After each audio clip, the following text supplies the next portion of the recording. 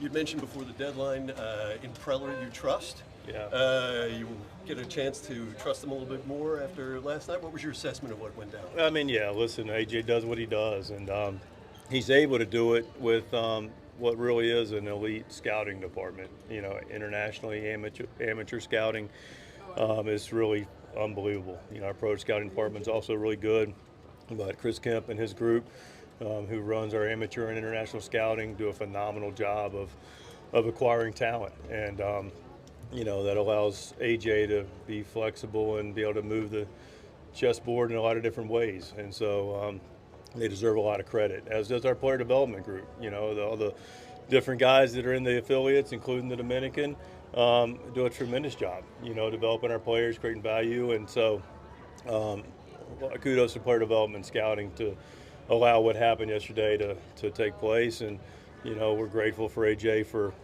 trusting our club and you know, having a lot of different moving parts, and you know, he does a great job with that. So we're excited. Speaking of moving parts, now it falls to you to organize those parts along with your staff. Let's start with Mason Miller and how you feel like you're going to incorporate him into the fold and what his role might be and how it affects your pen. Well, yeah, I mean, we get smarter, we get better, you know, with another really elite, you know, piece in Mason Miller, another guy that's locked down, you know, in the ninth inning. And you know, the way we view it, we talked to Mason, we talked to Robert, and you know, listen, we're not going to be out of school with what we're going to do. We'll show you what we're going to do. But the good news, including, you know, two other All-Stars in Jason Adam and Maury Hone, and you know, Estrada as well, and you know, it's a good bullpen. And of course, you got Yuki and Wandy and Morgan has been throwing the ball extremely well also. But the point I'm getting at is all those five guys have been in up guys. You know, four of them have had all-star experiences. And so, you know, most recently we had, you know, Estrada in the fifth inning, you know, and we had Morhone in the fourth, you know, a couple weeks ago, and then the next day he pitched the ninth. So that's the one thing that I think people do understand about bullpens, but bullpens are fluid in the sense of, I mean, today, we're coming off a day off, Mason's fresh, we have everybody available. We'll use them and deploy them like we have all year, and I think that we've been pretty judicious with that, of putting them in good spots for them to succeed. And we'll continue to do that. And then when certain days take place and other guys aren't available, then they'll get in different roles. So hopefully that was clear enough for you. We've seen this game develop to the point where swing and miss in bullpens are vitally important if you're going to make a deep postseason run. Everyone across baseball is now, I think you said, adding to your strength. How do you see this influencing your ability to be ultra competitive when it matters most? I think we've already displayed that. I mean, I mentioned, you know, Estrada was in the fifth the other day, Morhone was in the fourth one day, and it's really about availability. And, you know, the starters have a say in it too. So we don't, you know, so we have starters for a reason. So we have the starters that need to be able to do their part, to be able to pitch, you know, into a certain part of the game, was fifth, sixth, or even seventh. You got seventh the other day. It was vital because we just got through, especially when you win a lot, use a lot of different guys. You know, we were able to expand the lead 2 days ago, not pitch Adam and Suarez, and then, but we were down a couple of guys, and you know, you got seven, and we were able to plug those two guys in. So again, I'll say this a lot, we talk about bullpens, it's just a very fluid situation. And you know, when I think I've demonstrated and we've demonstrated that when we have the ability to go grab it, we grab it.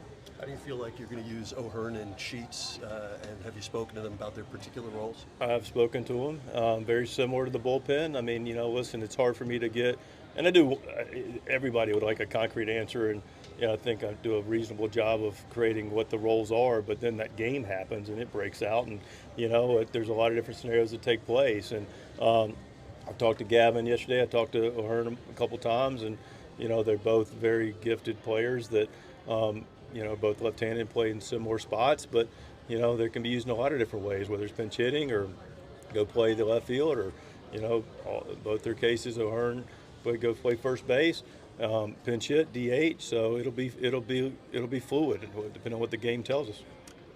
Fermin and Diaz now as your catching tandem. How do you anticipate the playing breakdown going? Very similar. You know, Diaz is, you know, going to catch because he's caught Pivetta, and that's been a good matchup.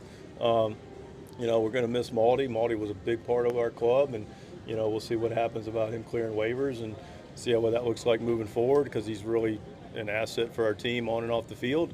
But we got Fermin for a reason to play. He'll catch Vasquez tomorrow, and he'll be in there and he'll catch, and you'll see him quite a bit. You move Kolek and Berger. You bring back Sears and Nestor Cortez. I think is coming tomorrow. That's correct. I'm right. Yes, sir. How do you see the rotation shaking out, especially hoping and knowing that Michael King isn't far off? Yeah, it's a opportunity for those guys to get a chance in the rotation. We've got the rotation set for this series. That's what I'm concentrating on most right now, is this series and today, quite frankly. And we have talked to those guys, and they'll plug in appropriately relative to what the team needs. And I think the wrap-up point, because I do understand this individual conversation about the bullpen or the catching and the starters, and those are great. But ultimately, it's about what this team needs. And that's what this group is all in for, is what this team needs to go compete. And not everybody's going to get what they want, but everybody, which they do, has the right kind of attitude about it, and just goes compete when the situation calls for it. When you have a deep, talented team, that's going to be the most important part of this. Lastly, for me on Laureano, his addition gives you, I would imagine, a little different look in left field. Where do you assess, and how regular do you anticipate him being out in the outfield in some capacity? Similar to what I just got through saying, it's he's going to be out there tonight. He's clearly a good player. He's had a great year. He's a veteran player. He's got a lot of different skill sets. He's had good success against righties this year. So he's going to start tonight, and we're going to go from there. You obviously felt good about this team, like you said on Wednesday. To have AJ kind of show confidence and belief in what you guys are able to do with what he did yesterday, what does that do for you as a manager and just your outlook going forward? Yeah, and listen, I'm extremely pleased with what we've been able to do up to this point with the group that we've had to this point, and my job is to manage the resources that I and our staff get, and work and partner with our players to go compete. And I feel like very confidently we were able to do that very well, and set us up for a position to take to the next level. And we added to the club clearly, and excited about that, and rounded it out in some areas that felt appropriate. And now we do it together and go compete, and look forward to competing tonight, because tonight's the most important game of the year. How did it feel to keep Cease and Suarez? Yeah, it felt great. Listen, those guys have helped us a ton. Robert's been a two-time All-Star and closed games for us, and I think that needs to be remembered. He's pitched very well and competed very well, and Cease has helped us get to the playoffs last year and is clearly a talent. And he says there's nothing that AJ can do anymore that will shock with the deadline. Is there anything that would shock you? No, ma'am. No. No. Shock me if he didn't do something. That's what would shock me. You mentioned Michael King. Is El Paso tomorrow? When does he start? Looks like El Paso on Sunday. On Sunday. Yes, ma'am. How formidable do you think it'll be for the opposing team, given what's waiting for them late in the innings? Sort of similar to what we saw early in the season with you guys. Like, you got a lead in the seventh. It was typically a lot. When you said earlier in the season, how about all season? All season.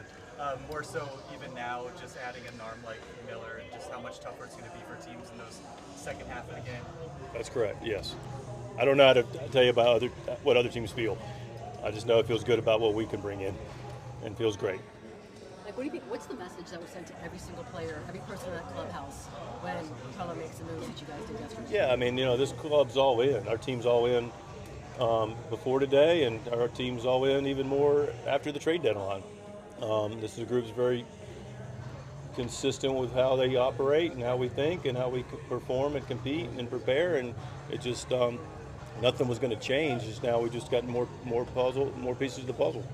Mike, what are the specifics of incorporating 6 or 7 new guys into the clubhouse in the middle of the season? How do you go about that? Yeah, you know what? That's a good question, because the biggest thing is not necessarily the baseball. It's the baseball is it's specific to, and I'm going to need to get going. I've got a job to do after this, but making sure everybody understands how we just operate within the baseball.